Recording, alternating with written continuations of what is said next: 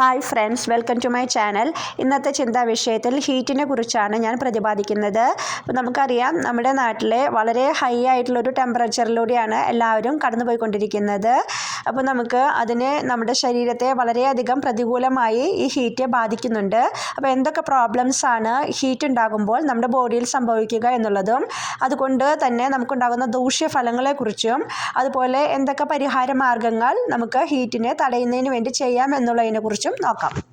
മൈൽഡായിട്ടും severe ആയിട്ടുള്ള കോംപ്ലിക്കേഷനുകളും നമുക്ക് ഉണ്ടാകാനായിട്ടുള്ള സാധ്യതയുണ്ട് ഹീറ്റ് കൊണ്ട്.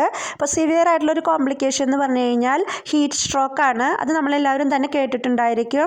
ഹീറ്റ് സ്ട്രോക്ക് എന്ന് പറഞ്ഞു കഴിഞ്ഞാൽ നമ്മുടെ ബോഡിയിലെ ടെമ്പറേച്ചർ അത് 104 ഡിഗ്രി ഫാരൻഹീറ്റ് അല്ലെങ്കിൽ 40 ഡിഗ്രി സെൽഷ്യസിനേക്കാളും കൂടുതൽ കയറി പോകും ടെമ്പറേച്ചർ. അങ്ങനെ വരുമ്പോൾ അത് നമ്മുടെ ബോഡീനെ, അതുപോലെ നമ്മുടെ മെൻ്റൽ സ്റ്റാറ്റസിനൊക്കെ എഫക്റ്റ് ചെയ്യാറുണ്ട്. അതുപോലെ തന്നെ അത് നമ്മൾ ട്രീറ്റ് ചെയ്തില്ലെങ്കിൽ നമുക്ക് ഡെത്തിന് വരെ ചാൻസസ് ഉള്ളൊരു കണ്ടീഷനാണിത്. നെക്സ്റ്റ് വരുന്നതാണ് ഹീറ്റ് എക്സോഷൻ. ഹീറ്റ് എക്സോഷൻ എന്ന് പറഞ്ഞു കഴിഞ്ഞാൽ നമുക്ക് ഹീറ്റ് റിലേറ്റഡ് ആയിട്ടുള്ള കുറച്ച് ഇൽനെസ് കൂടി ഉണ്ടായിരിക്കും. അതായത് ഹീറ്റ് റിലേറ്റഡ് ആയിട്ട് വരുന്ന കുറച്ച് അസുഖങ്ങൾ അതെന്തൊക്കെയാണെന്ന് നോക്കാം.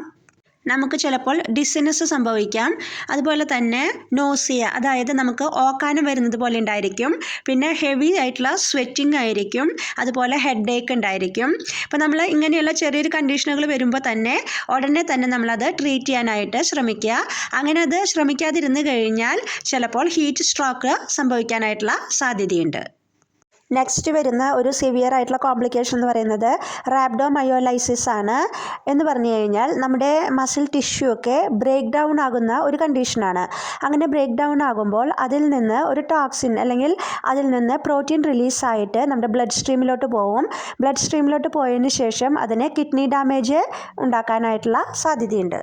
അപ്പോൾ ഈ കണ്ടീഷൻ്റെ സൈൻസ് ആൻഡ് സിംറ്റംസ് എന്തൊക്കെയാണെന്നുള്ളത് നമുക്ക് നോക്കാം. മെയിനായിട്ട് അവരുടെ മസിലുകൾക്കൊക്കെ നല്ല പെയിൻ ആയിരിക്കും. പിന്നെ യൂറിൻ എന്ന് പറയുമ്പോൾ ഒരു ഡാർക്ക് ടീ കളറുടെ യൂറിൻ ആയിരിക്കും പാസ് ചെയ്യുക.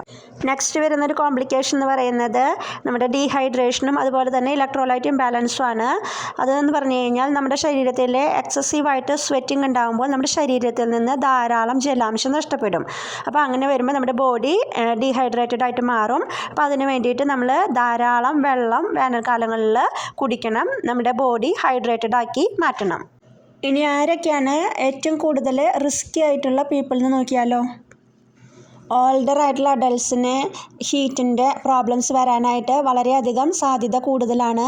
കാരണം അവരുടെ ബോഡിയിലെ ആ ബോഡി ടെമ്പറേച്ചറിനെ റെഗുലേറ്റ് ചെയ്യാനായിട്ടുള്ള ഒരു എബിലിറ്റി അതിനൊക്കെ ഇമ്പയർമെൻറ്റ് വരും. അതുപോലെ തന്നെ അവർ ഓരോ ഡിസീസ് കണ്ടീഷനുകളൊക്കെ ഉള്ള വ്യക്തികളായിരിക്കും. അതുപോലെ ബ്ലഡ് ഫ്ലോ ഒക്കെ വളരെ കുറഞ്ഞു കൊണ്ടുവന്നിരിക്കുന്ന സമയങ്ങളൊക്കെ ആയിരിക്കും. അപ്പോൾ അതുകൊണ്ട് തന്നെ ഓൾഡർ അഡൾട്ട്സിന് ഹൈ റിസ്ക് ആയിട്ടുള്ള ഗ്രൂപ്പാണ് അവർ. നെക്സ്റ്റ് റിസ്കി ഗ്രൂപ്പ് എന്ന് പറയുന്നത് യങ് ചിൽഡ്രൻ ആണ്.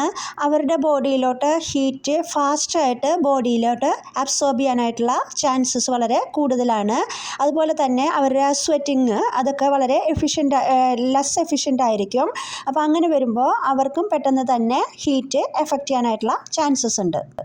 പിന്നെ വരുന്ന റിസ്കി ഗ്രൂപ്പ് എന്ന് പറയുന്നത് ഔട്ട്ഡോർ വർക്കേഴ്സ് ആണ്. അതായത് നമ്മുടെ പുറത്തൊക്കെ വർക്ക് ചെയ്യുന്ന ആൾക്കാർ, റോഡിൽ അതുപോലെ തന്നെ ബിൽഡിങ്ങിൻ്റെ മുകളിലൊക്കെ നിന്ന് വർക്ക് ചെയ്യുന്ന ആൾക്കാർക്ക് അല്ലേ, അവർക്ക് തന്നെ പെട്ടെന്ന് തന്നെ അവർക്ക് ഹീറ്റിൻ്റെ എഫക്റ്റ് ചെയ്യാനായിട്ടുള്ള ചാൻസസ് ഉണ്ട്. അപ്പോൾ ഇവരൊക്കെയാണ് നമ്മുടെ റിസ്കി ഗ്രൂപ്പിൽ പെട്ടവർ. ഇനി ഇതിൽ നിന്ന് നമ്മളെ പ്രൊട്ടക്റ്റ് ചെയ്യാൻ വേണ്ടി എന്തൊക്കെ ആക്റ്റീവ് മെഷേഴ്സ് നമുക്ക് സ്വീകരിക്കാമെന്ന് നോക്കാം. നമ്മളെപ്പോഴും തന്നെ ധാരാളം വെള്ളം കുടിക്കാനായിട്ട് ശ്രദ്ധിക്കണം. അങ്ങനെ ധാരാളം വെള്ളം കുടിച്ചാൽ മാത്രമാണ് നമ്മുടെ ബോഡിയിലുള്ള ആ സർക്കുലേഷനൊക്കെ ഇമ്പ്രൂവ് ആവും. അതുപോലെ തന്നെ നമ്മുടെ ഡീഹൈഡ്രേഷനൊക്കെ മാറിപ്പോകും അല്ലേ. അപ്പോൾ നമ്മളെപ്പോഴും ധാരാളം വെള്ളം കുടിക്കുന്നതിന് വേണ്ടി ശ്രദ്ധിക്കുക. പിന്നെ തണൽ മരങ്ങളൊക്കെ ഉള്ള ഏരിയകളാണെങ്കിൽ നമ്മൾ മാക്സിമം ആ വെയിലത്ത് നിന്ന് മാറി ആ തണൽ മരങ്ങൾക്കടിയിൽ നിൽക്കാനായിട്ട് ശ്രദ്ധിക്കുക. അപ്പം നമുക്ക് നമ്മുടെ ശരീരത്തിലോട്ട് ഡയറക്റ്റ് ആയിട്ടുള്ളൊരു ഹീറ്റ് ഉണ്ടാകില്ല. അപ്പം നമുക്ക് ഹീറ്റിൽ നിന്നുണ്ടാകുന്ന പ്രോബ്ലംസൊക്കെ നമുക്ക് ഒരു പരിധിവരെ തടയാനായിട്ട് സാധിക്കും. പിന്നെ എമർജൻസി കണ്ടീഷനാണെങ്കിൽ ഉടനെ തന്നെ നമ്മൾ അർജൻസി കോൾ വിളിക്കുക. അപ്പോൾ നിങ്ങളുടെ കൂടെ ആരെങ്കിലും ഉണ്ടെങ്കിൽ അവരോടെങ്ങാനും പറഞ്ഞ് പെട്ടെന്ന് തന്നെ ഒരു സഹായത്തിനായിട്ട് അവരോട് പ്രത്യേകമായിട്ട് പറയുക. എന്നിട്ട് നമ്മൾ അർജൻസി കോൾ വിളിച്ച് നമ്മൾ പെട്ടെന്ന് തന്നെ സേഫ് ആകാനായിട്ട് നോക്കുക. ഹോസ്പിറ്റലൈസ്ഡ് ആവുക. എന്താണ് നമുക്ക് ചെയ്യാൻ പറ്റുന്ന കാര്യങ്ങളെന്നെങ്കിൽ അത് നമ്മൾ പെട്ടെന്ന് തന്നെ അത് ചെയ്യാനായിട്ട് നോക്കുക, കൂടുതൽ കോംപ്ലിക്കേഷൻ വരുന്നതിന് മുന്നായിട്ട്. ഇപ്പോൾ ഹീറ്റ് കൊണ്ടുണ്ടാകുന്ന കോംപ്ലിക്കേഷനെ കുറിച്ചും റിസ്കി ഗ്രൂപ്പ്സ് ആരാണെന്നുള്ളതിനെ കുറിച്ചും അതുപോലെ തന്നെ എന്തൊക്കെ സൊല്യൂഷൻസ് നമുക്ക് ചെയ്യാം എന്നുള്ളതിനെ കുറിച്ചൊക്കെ ചെറിയൊരു ധാരണ നിങ്ങൾക്ക് കിട്ടിയെന്ന് വിചാരിക്കുന്നു. അപ്പോൾ ഇത്രയേ ഉള്ളൂ. അപ്പം ഞാൻ എൻ്റെ വീഡിയോ ഇവിടെ അവസാനിപ്പിക്കുകയാണ്. ഇനി അടുത്ത ദിവസം നമുക്ക് ഇതേ സമയത്ത് വീണ്ടും കാണാം. അതുവരയ്ക്ക് നന്ദി, നമസ്കാരം.